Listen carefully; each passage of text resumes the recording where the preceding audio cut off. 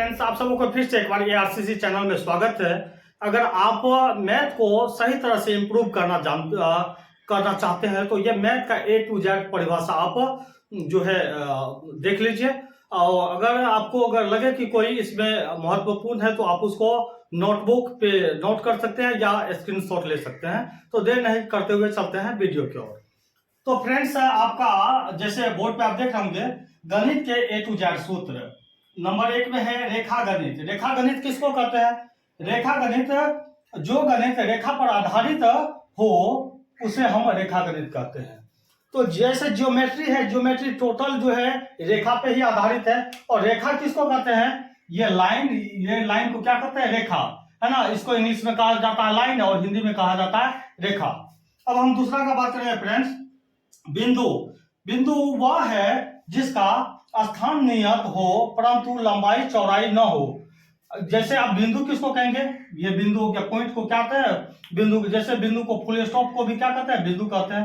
देखिए बिंदु का स्थान है, बिंदु क्या करा? डिफिनेशन क्या करा? जिसका स्थान नियत हो लेकिन लंबाई चौड़ाई नहीं हो। इसमें आप लंबाई को नहीं माप सकते हैं ना चौड़ाई को मान सकते हैं, सिर्फ इसका जो है पॉइंट होता। अगला है सरल रेखा।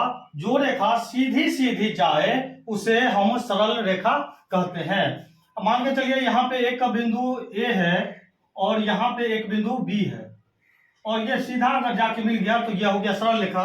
दूसरा में करा वक्र रेखा। जो रेखा टेढ़ी मेढ़ी जाए उसे हम वक्र रेखा कहते हैं। अब देखिए यहाँ पे बिंदु A है, यहाँ पे बिंदु B है। यहाँ तक तो यहाँ से अगर इस बिंदु के पास अगर यहाँ से जाएगा तो ऐसे जाएगा, तो ये क्या हो गया? वक्र रेखा हो गया।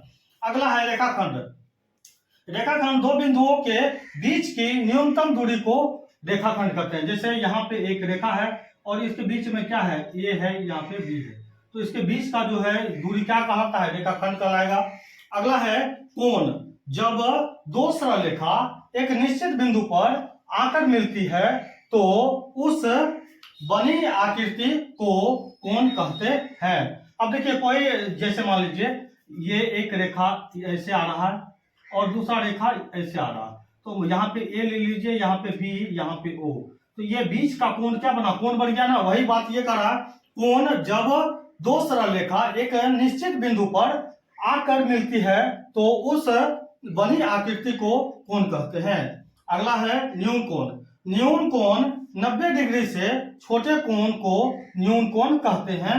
अगला है समकोण। 90 डिग्री के कोण को समकोण कहते हैं।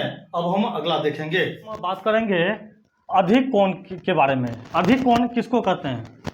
अधिक कोण जो कोण 90 डिग्री से बड़ा हो परंतु 180 डिग्री से छोटा हो वह क्या कहलाएगा? अधिक कोण कहलाएगा।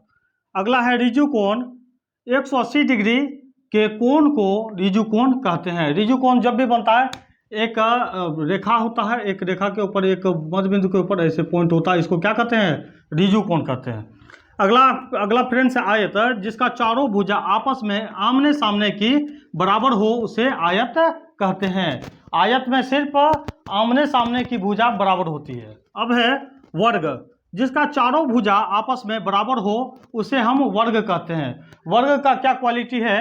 अगर एक भुजा अगर 4 सेंटीमीटर का है तो अन्य ये भी भुजा क्या हो जाएगा? 4-4 सेंटीमीटर का हो जाएगा। अगला किरण।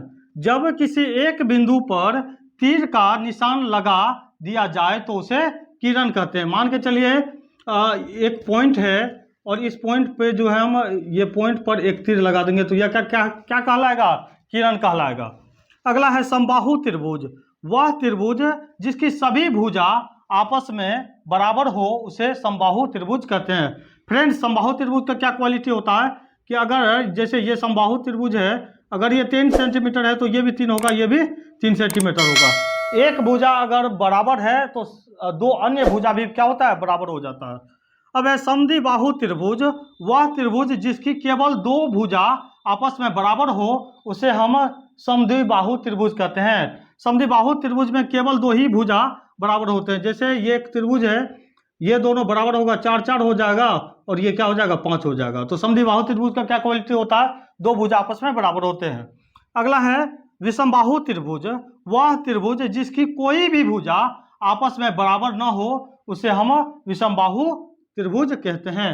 विषमबाहु त्रिभुज का क्या क्वालिटी है, उसमें कोई भी भुजा बराबर नहीं होगा। जैसे अगर फ्रेंड्स एग्जांपल के तौर पे अगर हम देख ले, जैसे ऐसे होगा, यहाँ पे अगर फ्रेंड्स देख ले, ये 2 हो जाएगा, ये 3 हो जाएगा, ये 5 हो जाएगा। देखिए ये 2 है, ये 5 है, ये 5 है और ये 3 है, कोई भी भुजा आपस में बराबर नहीं है। अगला है त्रिभुज।